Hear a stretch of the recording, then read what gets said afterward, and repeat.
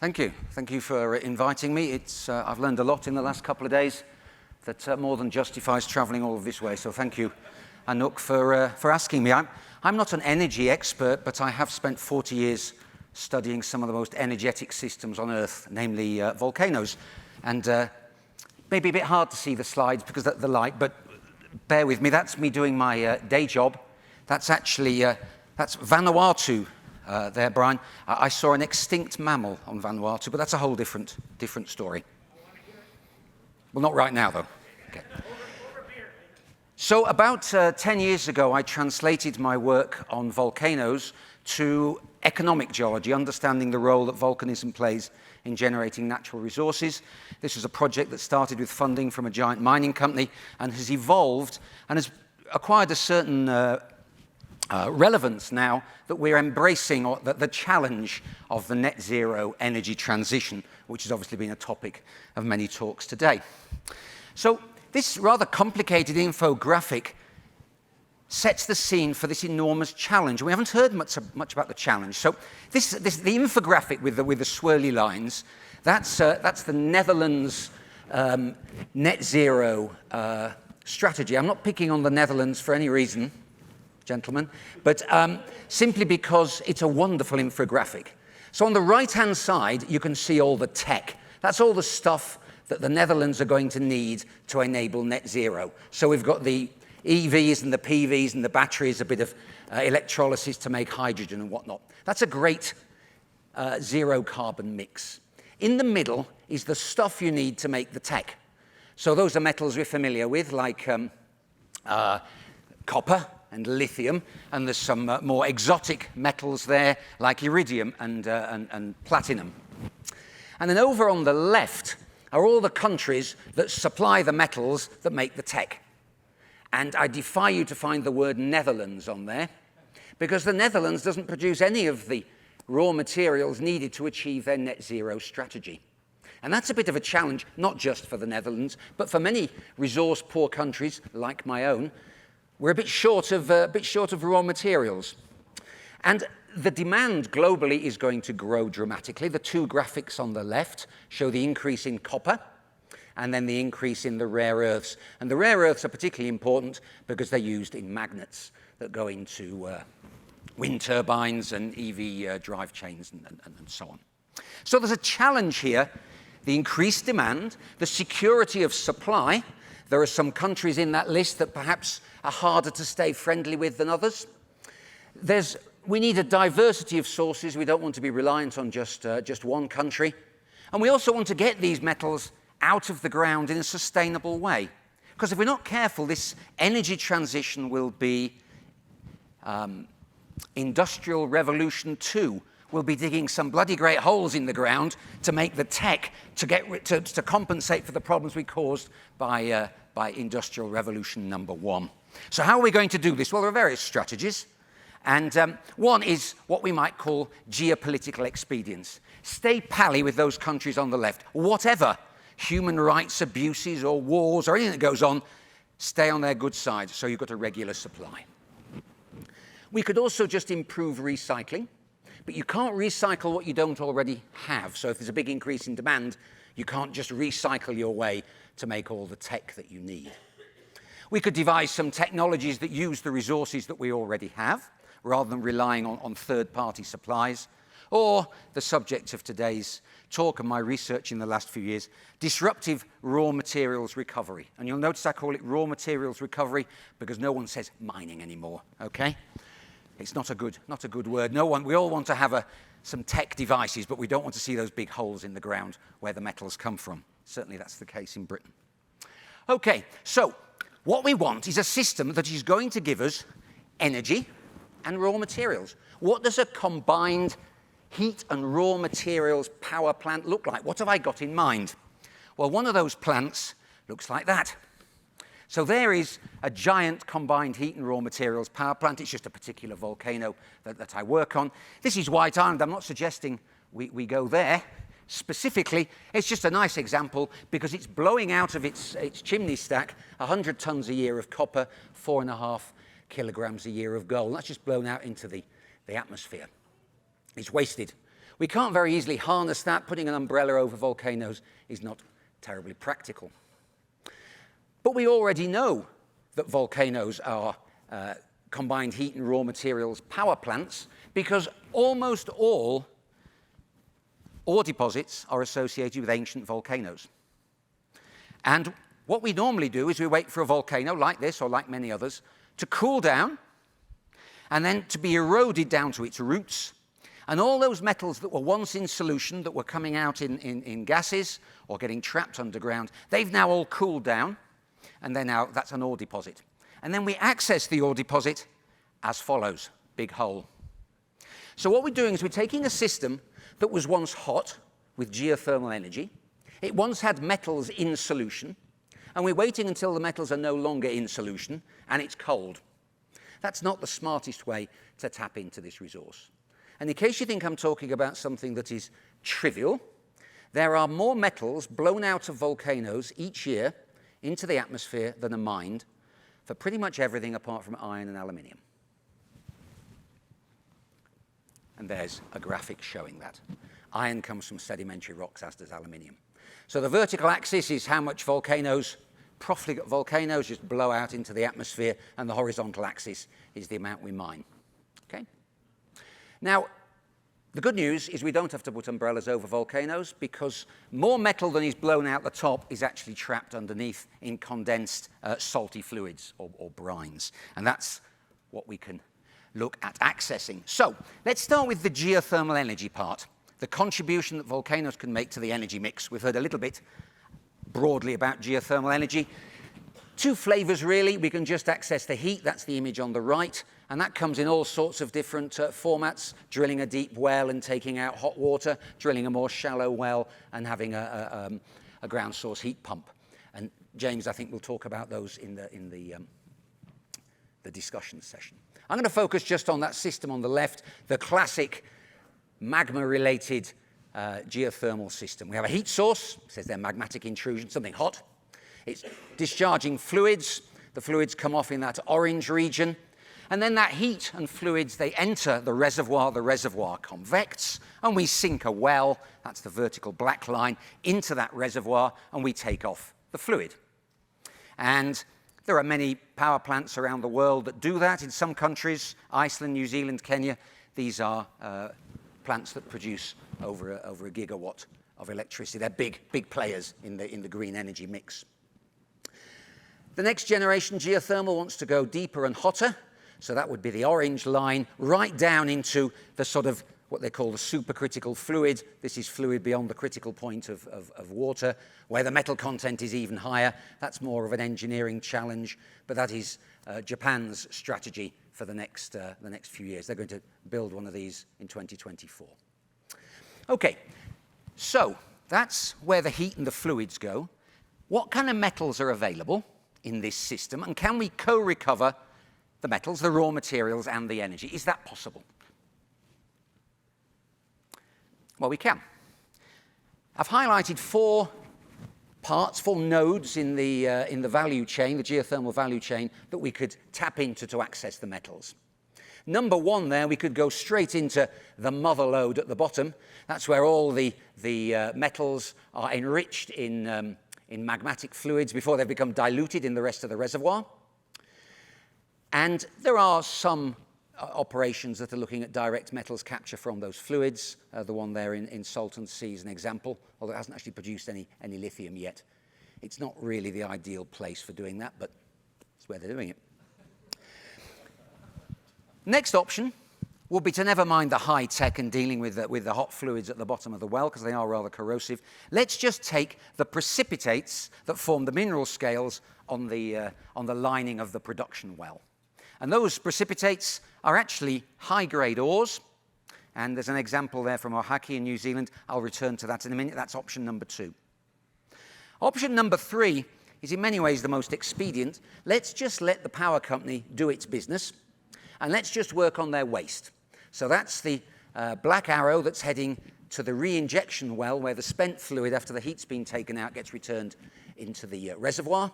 Let's just harvest those fluids for whatever happens to still be in solution at about 90 degrees. And that's a strategy that's actually being used in a very innovative way in Ohaki in New Zealand. I'll return to that. Number 4 is let's tap in to an additional source of metals, all those metals that aren't yet in solution in the reservoir, but would like to get into solution if we help them out a little bit. And help them out a little bit in this case means modifying the re-injected fluid to optimize leaching and recovery from the reservoir. And I show an example in the bottom right there. There's a certain commercial sensitivity about that part of the project. I have a patent pending, so I can't talk as much about it as I would like to. Okay, so direct metals capture. I put this up. This is really, I kept this in just for Owen's benefit because Montserrat appears on there. So never mind all the figures, all the little symbols. It doesn't hugely matter. But at the bottom we've got some elements, and the vertical axis is concentration. It's a logarithmic scale. It's in parts per million. So for reference, 10 to the 4 is a weight percent.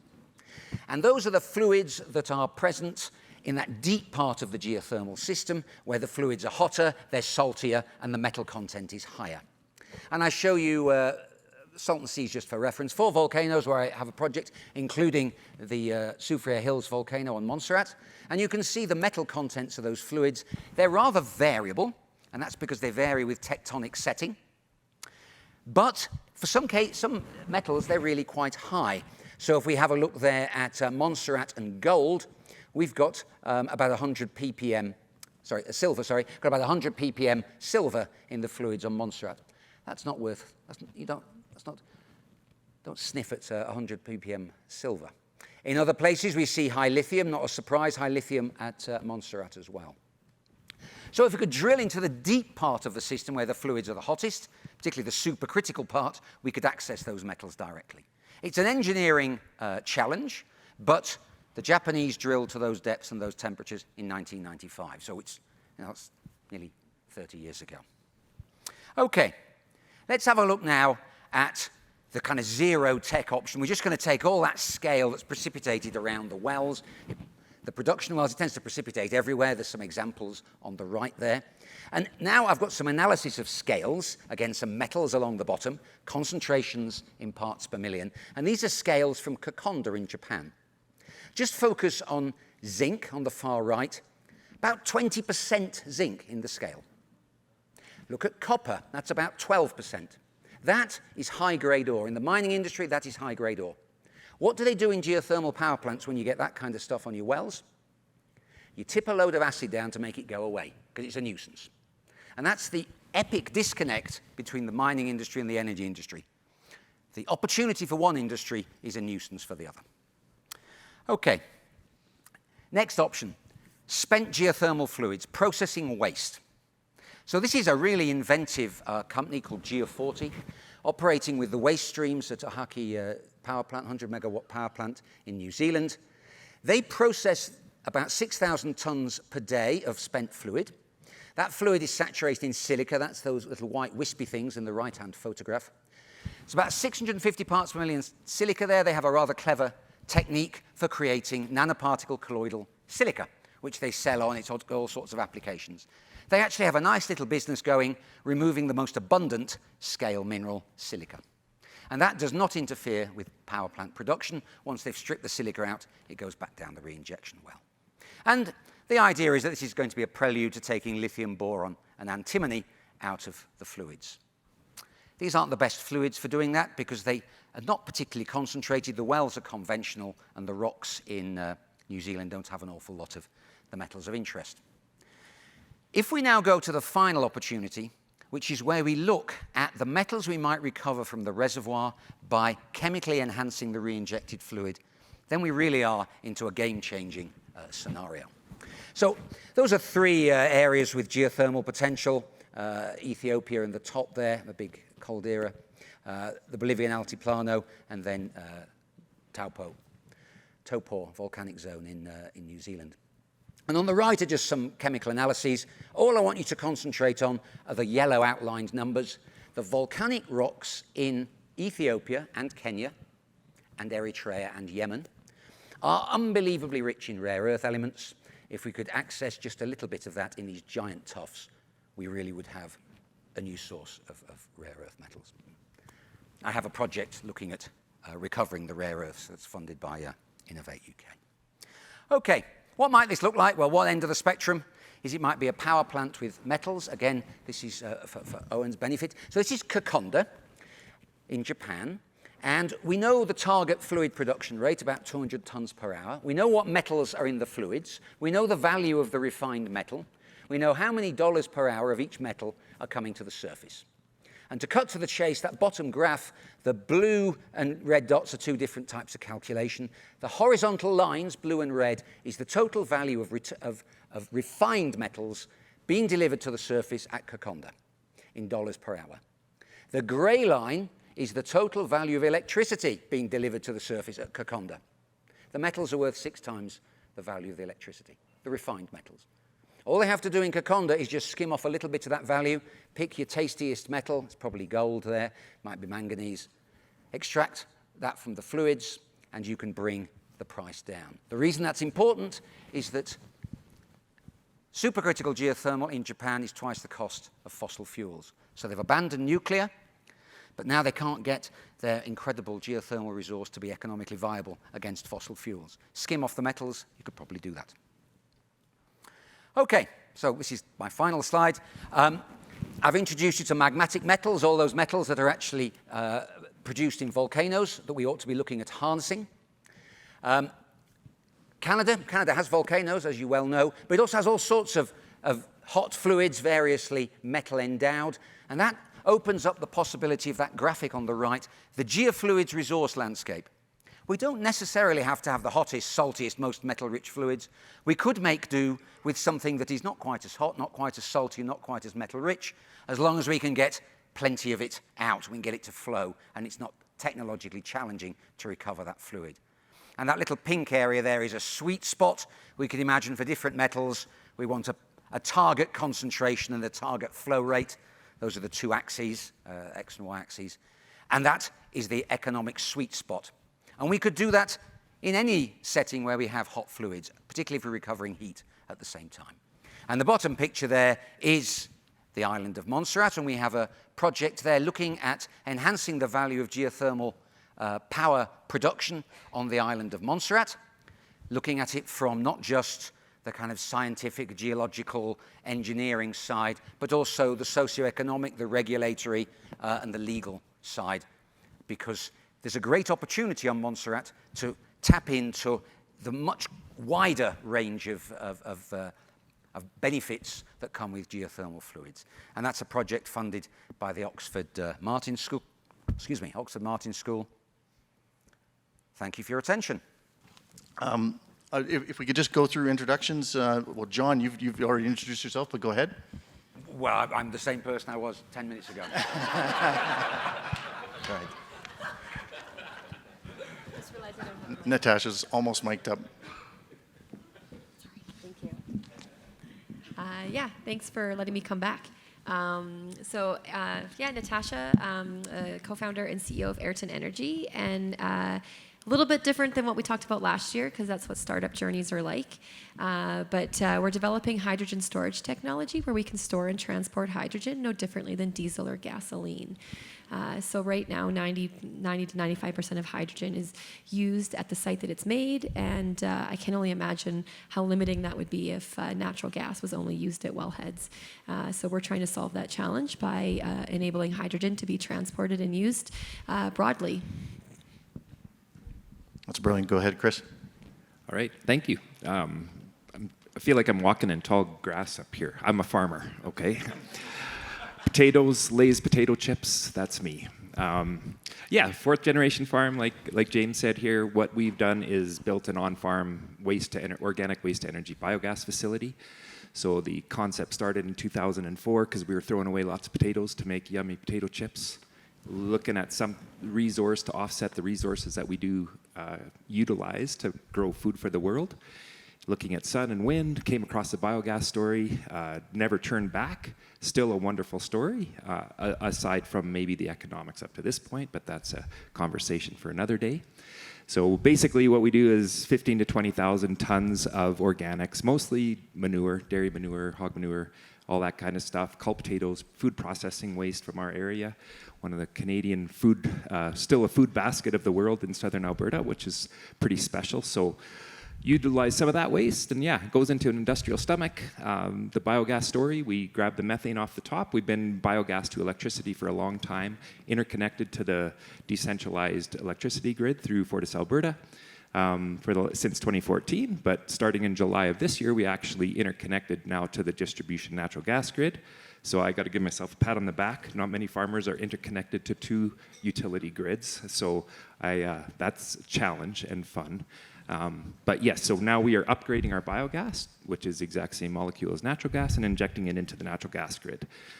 The reason that we're doing is really market factors. When we try to compete with biogas against sun and wind, you may be able to buy 5 to 7 cents a kilowatt hour. Our biogas is really around this 21 cents, which doesn't really make a lot of sense. But there's one way to decarbonize our natural gas system right now. Hydrogen's coming, but not there. We use the same molecule, so we can decarbonize with that. So we're one of the opportunities to do that. So sort of been living the decentralized story. I mean, everything, fantastic conference. Really appreciated the prayer and the song this morning. That was very special. Resilience sort of lives in everything we do. We love the biogas story because it's decentralized. Everything about it is utilizing local, utilizing community demographic waste. All the nutrient goes back to the land to grow, food for the world, and etc. So I'll probably stop there and just wait for conversation or questions. Yep, there we go. And I think farmers were the first innovators on the planet, so we can see that. I also grew up on a farm in near Edmonton, Alberta, but I switched to engineering. So forgive me for that. Yeah, forgive that. I switched from engineering back to farming. Awesome. I'll get there. So for myself, I've been introduced as the heat pump expert, but I like to sway that and say it's about synergy, and there's no one solution. And there's no one solution up on this panel. There's no one solution in this room. And what we're really looking for is synergies to make all these things more effective and more resilient when we rethink our natural resources, which are a bottleneck for us. And whether the natural resource is the sun in northern Canada, because it's going to have limited resources, or the wind, or whatever our resource is, whether it's rare earth metals, we have to think about that in a new way. Because if we think about it in the old way, well, we're not going to get anywhere, we're not going to advance. So one of the things I'd like to ask the panels here is, what did we learn, or how do we learn from our missteps of the past to do things differently in our future? So whoever wants to take a shot at that, feel free. I'm happy to start. I mean, mining is littered with the missteps of the past. I think we can all agree there. We have plundered countries with the mineral resources that we need to fuel our extravagant lifestyle. We don't compensate the people, for the most part, whose land those resources were on. And now we find ourselves in a new age of needing more of the same resources, so there's the potential for more plundering. It doesn't have to be like that. There are equitable and sustainable practices that could be used to reward communities who have the ore deposits, and I think that's something we really need to look at. Wherever we're getting these metals from, let's not just plunder other countries for our own benefit. I think that's a real issue. In terms of the environmental footprint of mining, that has also been rather bad, from just the sheer scars that are giant open pits to all of the waste products from acid mine drainage and the other toxic chemicals that are used to process ores. The fact that China has the monopoly of global rare earths is, well, there's all sorts of reasons for that, but one is that the separation of the different rare earth metals is very difficult. It's a very complicated solvent extraction process, and it uses some very toxic chemicals that might fall foul of environmental regulations in other parts of the world. That's diplomatic speak. So I think there's a lot we can learn from the past. We can do things differently, but we can also do the same things better than we used to. Yeah, and I'll jump in. And I think it's been a bit of a common theme that I've heard over yesterday and today about embracing the and instead of the or versus. And I think that's really important. I think it's really important for us to, instead of trying to, oh, we're going to do things different and start from scratch, I think it's important for us to use the resources, the people, the skills that we already have to embrace that as we make change. And so, for example, I think that in Alberta, we have really strong natural resources. We have networks and infrastructure that are already built to handle these natural resources, and a skilled workforce that is used to, managing energy systems. And I think as we transition to new energy, I think that we can leverage a lot of the same without having to start over again and cancel kind of what we've already been doing. And I think that's a really important way for us to make the transition in a way that embraces everybody and embraces the change. It allows everybody to get on board with the change that we need to make, and I think we need to stop trying to do wind or solar or hydrogen and start doing wind and solar and hydrogen and nuclear and biogas and everything else. And I think that it's the ands that we need to embrace. And I think I'll speak specifically as an example for hydrogen. It's controversial. Some people really like hydrogen. Some people really don't like hydrogen. And they seem to have this, there's only one way to make hydrogen. Unless you have water, large amounts of hydroelectricity, you can't make clean hydrogen. And I know for a fact that there's some really smart people in Alberta making net zero hydrogen out of our natural gas. And doing so in a way that, captures carbon that can then be further utilized into other, clean tech applications. And I think that's a way that we can embrace change and embrace innovation by utilizing our same skill set. So that's my message. Awesome. I like it. Excuse me. I'll jump into the regulatory piece. So I think, Owen mentioned earlier about, don't do something wrong on an island because everybody knows it. And I think for the effort of trying to get regulation right, we slow that process down to a snail's pace. We don't evolve. We don't let innovation take its place because we're so scared of doing something wrong. So I'd like to challenge, in light of this conversation, learnings. For example, biogas. I'll throw back at this one. Biogas is not going to solve the world. Hydrogen maybe can, but it's a balance to all of it, right? And the learnings that can come from biogas today can be applied to hydrogen in the near future. And it's not just, the science of that. It's the regulatory permitting. It's the contracts that go with interconnections, whether it's the book and claim, economic reward, utilizing infrastructure that's already in place to actually grow the resource that we have and advance it and continuously evolve. So I would always say to regulators, let's get it 80% right with a renewable timeline that we can revisit in a couple years, right? Because we're not going to get it right. But don't, snail's pace and stop what we can do today. So I think that's a big learning, winning and learning, and, right, the and then let's just evolve with what we got. Completely agree, and I think it's all about the and.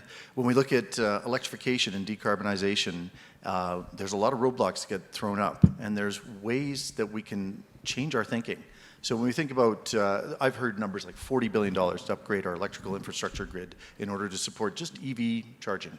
If we add in electrification of heating, which is 50% of the carbon production on the planet, that's going to be a lot more. However, if you also look at our existing grid and we rethink it, right now in a residential house, you use 8% of the available capacity of energy transference over the year. On a commercial building, it's 14%. These are typical numbers. We only need to double that in order to do both EV charging and electrification space heating. We have the grid already. If you use that grid you already have that you're barely using, you're only using 8 to 15% of it, we can harness that existing infrastructure, but we have to do it intelligently. We have to add storage. So I'm going to plug in for the storage. I was going to talk about storage and say, look, we've got storage at 10 minutes for UPS and power conditioning, storage at half hour for frequency response. We've talked about that. Brent Harris brought that up.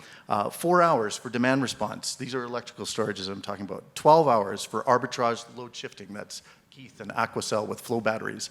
7 days storage. If you do 7 days thermal storage in the winter, you can go through your winter peak where your air source heat pump sucks and has lower capacity, and you can ride through that with a thermal store. I was challenged by this in the UK. I lived in the UK, and they said, why don't you use a short-term storage instead of a seasonal storage? I'm like, well, that won't work. Ran the numbers. He's like, oh, shoot, that does work. And then seasonal storage. We can do seasonal storage with energy. You talk about solar in the Arctic, and yeah, solar, it's dark in the winter. Well, it's super sunny in the summer. Well, what if you could store that energy for 180 days in the ground and use it for heating? Or in hydrogen. Or in hydrogen, and hydrogen is a great option. You've got solar converted to hydrogen. You can do the power that you need in the winter because you have no other fuel source. That would be fantastic. I'd love to see run the numbers on that and make it work. But storage is part of it, and that's how we're gonna get there with our innovative thinking and rethinking the resources and infrastructure we already have. Let's see, one of the other questions I was going to ask the panel is, what have you learned and applied in your journey that has made you rethink effective utilization of resources? I mean, you've already mentioned some of it, but let's continue along those lines. How do we rethink it and turn it upside down? Do you want me to start again? Yeah. Sure. Actually, I will just reflect on, you started your piece, Natasha, by saying, don't embrace the awe. And I thought you were an early convert, but actually I realized it was the or in and or. Anyway, that was, never mind. What have I learned? Well, the most important thing I've learned is that geologists are really useful for the energy transition. And I spoke to someone yesterday. She's sitting there and she said, I'm studying geology, and people say, God, geology, that was a waste of time. Why don't you do environmental science? And actually, geologists are the people who are going to get us to this brave new world of the resources we need. There's obviously engineers as well, but finding the resources, that's a geological problem. And finding, I don't know what you think of gold hydrogen that actually just comes out of rocks, that's a geological problem. So what I've learned is, I am useful after all. I think I've been a big, for learning for us, has been asking for help and leaning into the ecosystem and leaning into the network around us and helping us use, again, it's a common theme, use the existing infrastructure, use the existing knowledge that people have and leverage a lot of that. And so for us, it's just asking other people how they see problems, how they're solving them, and really embracing, their solutions and how do we implement them all together. So when we focus on our hydrogen storage, we're agnostic to the type of hydrogen. We believe all hydrogen is good hydrogen to be used and can be used to decarbonize. And there's lots of ways to use the hydrogen for energy storage or for refueling heavy-duty trucks, et cetera. And again, and we're just trying to embrace that by listening to lots of different people and helping them and enable them what they want to do. So that's use the network. Awesome. I think as well, I mean, rethinking, I think our people, it's come up today a few times, but using the demographic of people in areas that are decentralized to really help contribute to these places. And, I will say, rethink the utility, right? So we have a pretty active room here, and I know we got Equus and a few utility-wise, that is a monster in the room that is protecting, what it has, which with is, driven on reliable, safe grid, which is fantastic and needs to be there. But what we're trying to achieve together, I'll go with, we need to rethink how we incentivize that system to allow for integration of decentralized energy. So sort of breaking that one down. I think university-wise, we've had some great talks. University-wise, we're working with our university. I love the tone that has changed in the last decade, which is more integration with industry.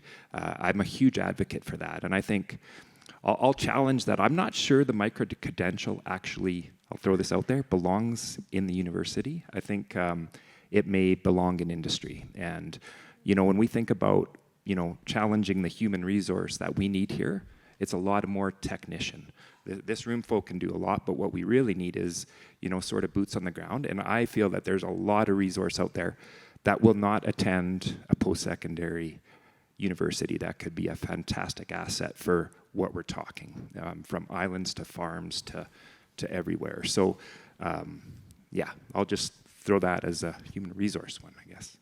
Oh, that's excellent. And of course, we need those resources or we can't deploy. Already in electrification and decarbonization, I can't deploy electricians to even install a meter in a building. It takes 9 months to get the meter in. Forget putting in the whole electrified system. Same with mechanical contractors. And so these are different trade groups that weren't talked about as much. They were alluded to, but we need all those players and more of them to be able to do this. One thing I will piggyback on is the utility structure, and we need all the stakeholders at the table to sit around the table, come up with a new strategy. How do we value energy and the ancillary energy when we're talking about frequency response, or whether we're talking about capacity? We should look at capacity different. We're not a big centralized power plant going to send out the power to the end customer, and we only look at the load. We're like, well, whatever the load is, we're going to meet that. We're going to build enough capacity to do it over a big centralized system. That's not how the future is going to look. We don't need, and we never did need, firm capacity to meet our loads. What we need, we had variable loads. Well, now we've got variable sources. That's the prosumer story that you heard before. So if everything's variable, how do we value it? We need to value capacity. We need to value frequency response, voltage support, and we need to value thermal energy for what it's worth. So those are some of the things we need to look at. One thing I did want to key out of our panel is, how do we apply Indigenous principles to the sustainable development of our resources? And I think that's a different way of thinking about resources, where it goes beyond what's the dollar value I can get out of it, what's the energy value. Those are the technical things. We need to have that work.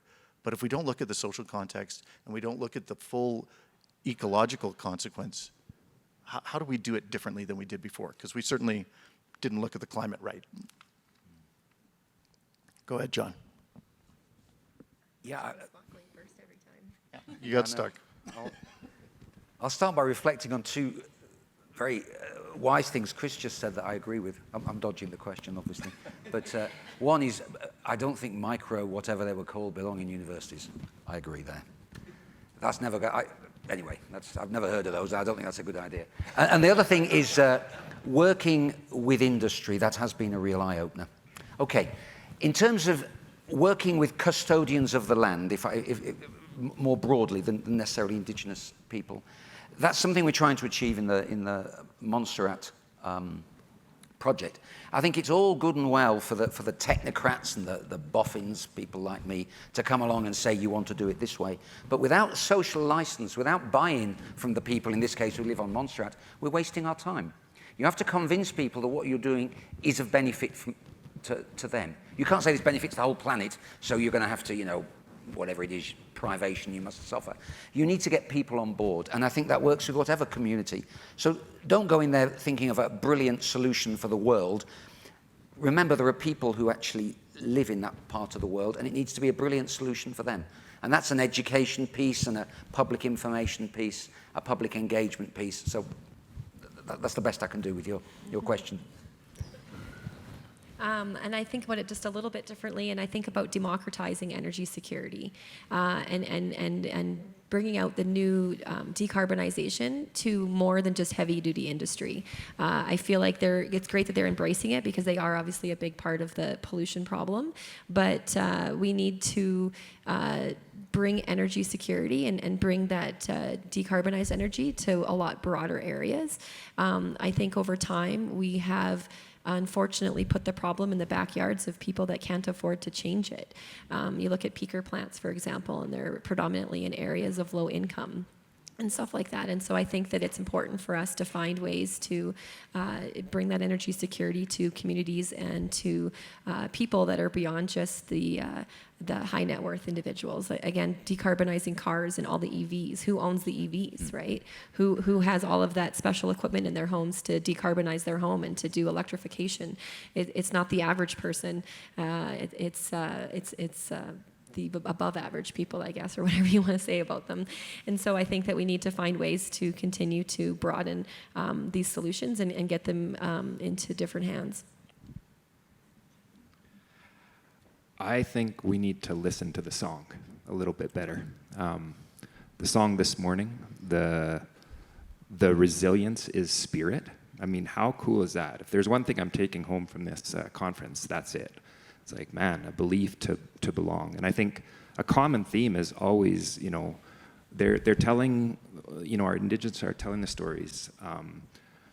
I think back to Pocahontas, right? The Colors of the Wind. If you haven't had kids and not seen that movie, just go see it. It's fantastic.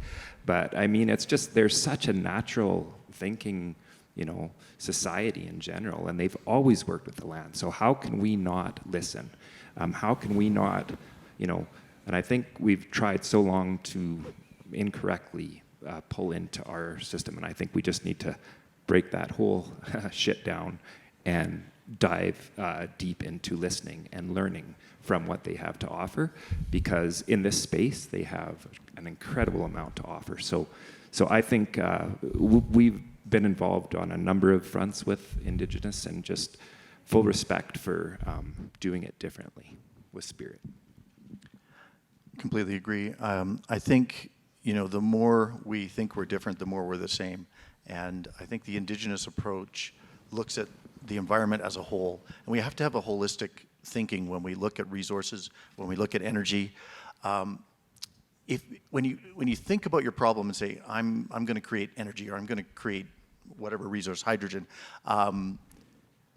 take a step back. Look at it from 30,000 feet, then look at it from space and say, look, I have to realize what environment I'm working in. How am I affecting the planet? How am I affecting the people across the region? How am I affecting the animals and the flora in the environment? And if you don't take those into account, which Indigenous principles would, we're going to miss the mark again. We have to think more holistically. We can't just think with this single-minded approach that's very linear in our thinking. It has to be regenerative. So that's how I would apply Indigenous principles to what we're trying to achieve. I'll jump to a technical question here. I don't know. It's hard to go from the spiritual to the technical. But there were a couple of things I wanted to ask. We've got specific panel members up here that are experts in the field. Hydrogen, and you talked about different sources of hydrogen. What about geologic hydrogen? My understanding is there's entrapped hydrogen in the Earth's crust, and I didn't see that up on the metals list. So how do you access that, and is that a new source of even better than green? It's clear hydrogen. It's right there, ready for the taking. Well, I was conscious that someone might challenge me as to whether hydrogen was metallic.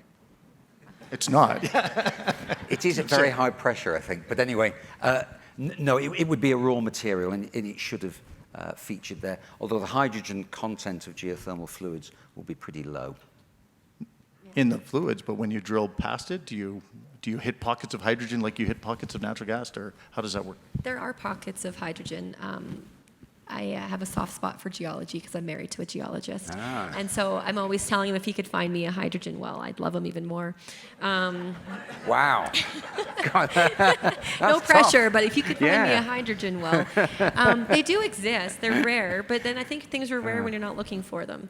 And I think as we continue to develop a value for hydrogen and people have a growing hydrogen market, it'll have a higher value and people will find them, because there are examples, and I wish I could name them off, but I'm not that smart to remember where they are, but maybe you remember some of them. I know there was one that I read about that they thought it was a natural gas well, and it just continuously spews hydrogen, and it took decades, and it's I don't think it's in Africa, but it's in some not North America kind of location, and it's been spewing hydrogen natively from the well for decades. And they just found out that it was pure hydrogen. So they do exist. There's actually a spin-out company in Oxford called Snowfox that are looking for natural hydrogen. Sorry, I'm still dealing with the idea that one's partner might say, for Christmas this year, darling, I'd like a hydrogen well. It fills me with terror. Okay. Not if you know how to safely store it. Yeah. Anyway. All right, that's great. Having you two here, it seems remiss not to touch on it. I would talk about quays and deep earth geothermal anywhere, but we'll skip that one. You guys can look that up. What are the resources you see driving our transition to an eco-positive economy, and how can we use them effectively? So we look from the resource level, what do we see as our critical resources, and how do we do it differently? Chris, why don't you start? Okay, I think, I really appreciated yesterday's morning talk as well, talking about just from the demand side. So I'm going to say, first of all, use less, utilize, think about that from the prosumer, consumer, everything along that line. But I think, breaking down, I don't know if I'm the right guy to answer this one, but say that question again. You've got, what are the resources that are critical to our eco-positive economy? I mean, you're on a farm. You've got all kinds of resources. Yeah. So waste. I'm gonna, waste energy, but again, reduce first, right? So I don't think we should be out there actively trying to secure more waste, but the fact that there is waste out there, it is a resource, and I think the more that we can sort of transform that into recycling, into energy, into repurposing, maybe the geologist in the room can repurpose volcanoes. Can we not repurpose some of the stuff that we're using every day as well? So I'll just leave it at that. Oh, that's perfect. I'm going to say people. I honestly think that people are our best resource, and I think that we have to take their knowledge and their history and their experience and leverage it into this journey and energy transition that we're doing. And the second thing I'll say is that I think it's important to use the resource that you have in your backyard. Instead of always looking over the fence and thinking, oh, I can't do this because I don't have a big hydro dam in our backyard. I think we can our energy mix through this transition will look different in each region. And I think we have to embrace that. I don't think we have to say that there's just one energy mix that looks green or looks clean. I think we have to embrace that it'll look different in each region. And I think we have to use what we have and try to use it efficiently. Yeah, I'd echo all of that. I mean, people, creative thinking. I mean, we heard yesterday about the course that's been started at the University of Calgary. And I think Christian, as the Dean, has done a great job of rebranding geology and combining some of the geological skills that would be in a traditional course with sort of innovation and other skills that are actually really important. And that's creating people with the intellectual wherewithal to tackle some of these problems. So that's a point very well made. A slightly more perhaps trivial technical point, the resource is cheaper drilling. It's quite expensive to drill deep wells, and there are some companies out there, some of you may have come across Quays Energy, who think they can use millimeter wave sort of masers to drill down. I don't know, do you have an opinion on, is that all sort of hot air, or is that No, real? I think that's achievable. They're already proving it out. So I think it's a plasma It's a plasma, drill. yes. Yeah. So hot plasma, and they're drilling to 20-kilometer depth. I don't know how they hold the well open at 20 kilometers. Yeah, I don't know either. That's part of the IP, I think. Well, yes. But that could be revolutionary, even if it doesn't go to 20 kilometers. I mean, ways of drilling wells at a fraction of the cost is really important, whether you're after geothermal fluids or hydrogen or whatever it might be. And the geographic diversity of that resource becomes uniform anywhere on the planet. If you can go 20 kilometers deep, you've got a huge resource right there. Yeah. I was going to say innovation, and that's the resource that we need to tap into. Right now, we know there's roadblocks to innovation, whether it's innovation on a utility tariff or it's innovation on every new heat pump. I changed the design of one heat pump. I added one manual valve in the refrigeration circuit. It required the manufacturer to recertify. So now you have a completely different unit. They have to recertify everywhere they deliver that unit, and you can't afford that kind of roadblock thinking the way we certify. We're doing it to protect society. That's why we have certifications. That's why we set it at 180 miles per hour instead of hurricane category 3. There are reasons we have these regulations. but I think we forgot what the consequence of having stringent import regulations is on innovation. We have to open up the doors to innovations. We have to open up our minds. And that's a resource that remains, stymied and blocked at this time. But I think what I've noticed in this room is it's full of innovators. And we're the leaders that have to go out and teach and educate. One of the cool discussions is the synergies. So I think that'll be my next question is, what synergies do you see that will unlock untapped potential in our transition? Do you want me to go first, John? Mix it up a little bit? You go ahead, mix it up, yep. Okay.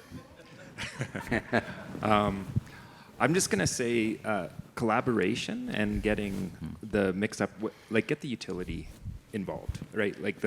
We need to re-incentivize that model so that they are in this room playing along really well with all of us. Because right now it is in their best interest, it is job security, it is money that is keeping that going. And, just a quick fun fact, our CapEx, we're between 25 and 30% CapEx to interconnect to both grids, both times. It's way too much, right? It's the burden all back on a small producer wanting to play in a really big game that's not at all designed for us. And we have transmission architecture that is using analog phone lines that you can't believe. I can't get these fixed because TELUS doesn't have people that work on analog systems anymore. And that's a system that we put in 2014, right? So it has to change quicker, and they need to be participating. So I'll throw that. It's a bit of a broken record to say diversity, right? And embracing units of and power generation and systems that are combined with different technologies. And I feel like we're always seem to be pitted against each other. You have to choose one or the other. And it feels like regulations help you choose one or the other, or government funding makes people choose one or the other. But really, the best way to solve the challenges is to take the best of everything and combine them into a diversified system. So you talk about the intermittency of wind and solar. Well, if you can put that together with the stability of geothermal or hydrogen and start combining things together, you get the best of everything. And that's probably the best way forward to ensure we have energy security through the energy transition that we're doing. So I think we have to embrace diversity. Yeah, I think the synergy of, I really like interacting with people who aren't geologists, for obvious reasons. And, but I learn a lot. What I do realize, though, is that a big barrier to collaboration with people in different disciplines is the language. We often confuse the lack of language with a lack of knowledge.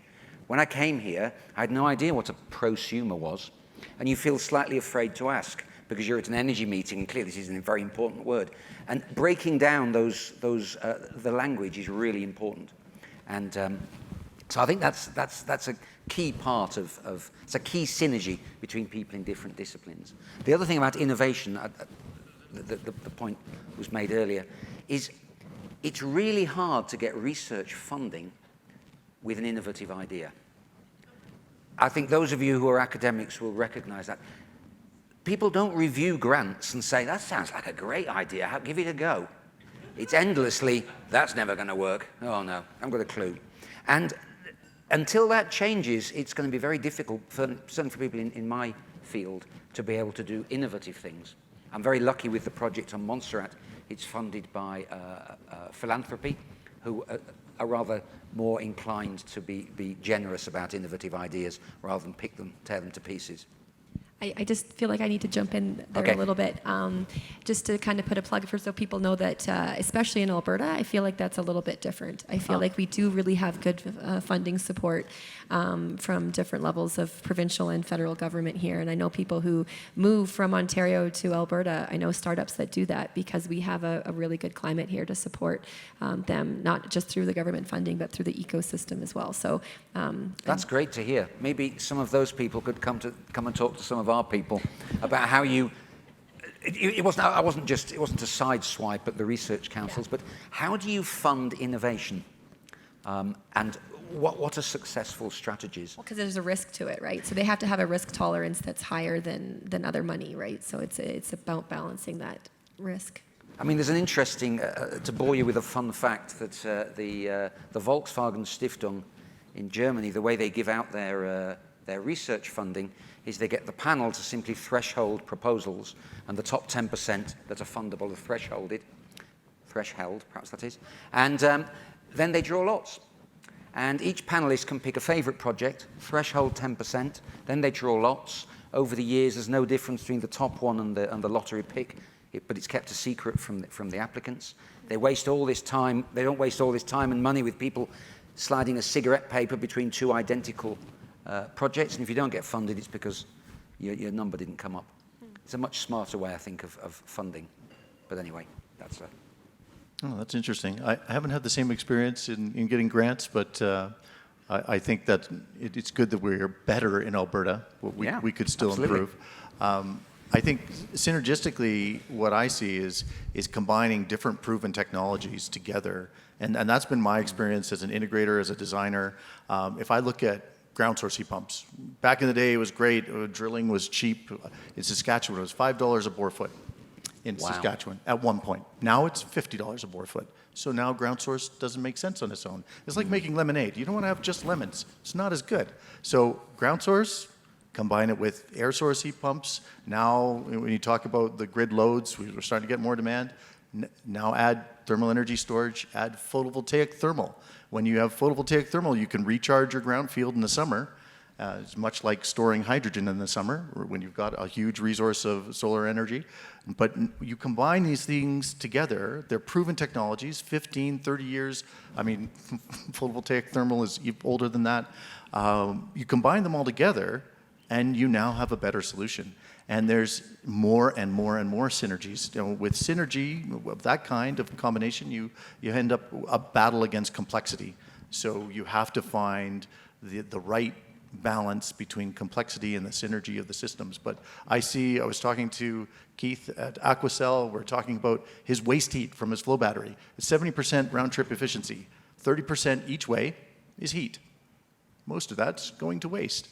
Well, what if you could combine that with seasonal storage, or you could combine that with heat pumps and deliver to a heating load directly? Now you're 100% effective is what we call it, not efficient, but 100% effective on his battery.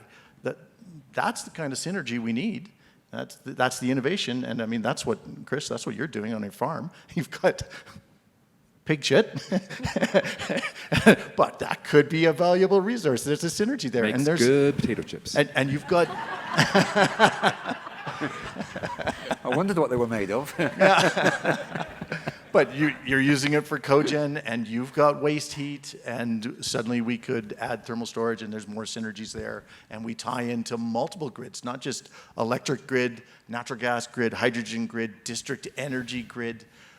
Those grids tie us all together and allow our resources to become microgrids that are super, super resilient, way better than one nuclear power plant here and all the customers over there. Whatever it is, right? We want to have a multitude of resources. So I think we got 3 minutes left. So if there's questions from the audience that you want to ask this excellent, esteemed panel, I think now would be a good time. Or if not, we'll just make things up as we go. Oh, here we go. Hello. Thank you so much for all the interesting conversation. One question I have, I mean, we are coming with a huge change, asking industry and people that at the end need to buy and to adapt to it. The leaders must be very cautious that not only introducing the long-term benefits, also they are ensuring people that it is not an existential threat. It is not going to take away your butter and bread, and it's going to make your lives better. I hate the word clean energy, and people are asking me, why do you hate it? Because as soon as you call it clean, the other side is called dirty. And then the other side is trying to nitpick from the clean side, saying, oh, it's not as clean, and the wind turbines are killing birds, and the whole, the full cycle manufacturing of batteries is very CO2 intensive and whatnot. Why don't we think of the emerging technologies as a way to sustain the conventional oil and gas that we have, hand in hand. I think with that kind of thinking, the synergy, resilience will happen, and untapping the resources. You know, ease Suncor, for example, with EV batteries that we can operate your big trucks, polluting trucks with EVs. They're going to invest in that. They have the money. Rather than threatening them, we are coming to wipe you out of the earth. This kind of approach, and I'm hoping, and at SAIT, that what we are trying to debunk is the myth of dirty versus clean, and hopefully having a center there to the research hand in hand from different sectors, emerging and the conventional one, will be able to support each other, to sustain each other. There is no black and white here. Thank you. No, excellent question, and we can't leave our existing infrastructure behind. Just on the oil and gas, I'll be really quick here. In Fort McMurray, they've already looked at concentrating solar thermal to do SAGD extraction. They've looked at geothermal power in Fort McMurray, and it's cogen power because they need electricity, they need heat. It's brilliant. I wish it had gone further. It didn't. Shell gave up on it. We need to incentivize that kind of innovation. I'm not sure if anyone else on the panel wants to address the question generally? Well, I agree we need to reuse existing infrastructure. I mean, when I was a kid, it was reduce, reuse, recycle. Where's the reusing now? Everybody wants to build all new infrastructure to have this new energy transition. And so we should reuse the same pipelines and trucks and equipment because it was built for a 20 or 30-year life, and we're only, 5 or 10 years in on some of it. So continue to reuse. That's great. That was very, very good.